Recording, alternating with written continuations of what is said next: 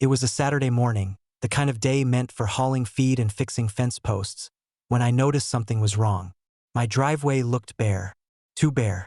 My old F-350 diesel pickup, chipped, lifted, my workhorse of a truck, was gone. At first, I thought maybe one of the ranch hands borrowed it. But no, keys were still hanging in the mudroom, which meant someone had taken it without permission. And then I saw the flyer taped to my mailbox in big, bold HOA font. Illegal vehicle removed. HOA policy prohibits diesel polluters from driveways. Contact HOA for release. My jaw clenched. Diesel? Illegal?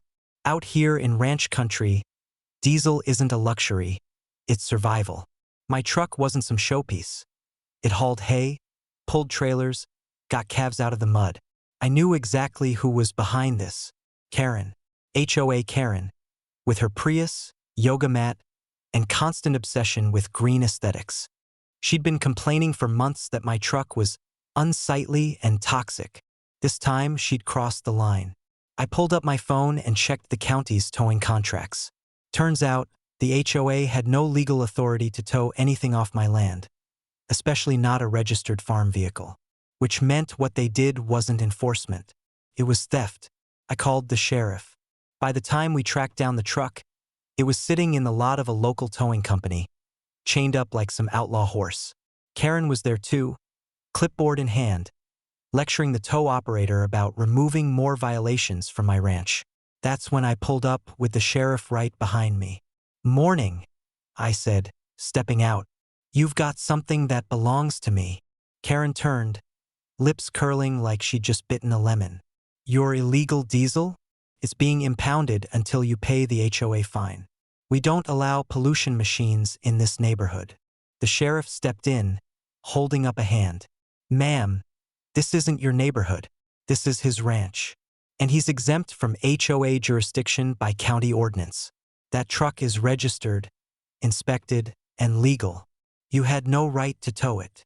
Karen sputtered. But HOA rules. HOA rules don't override property rights." The sheriff cut her off.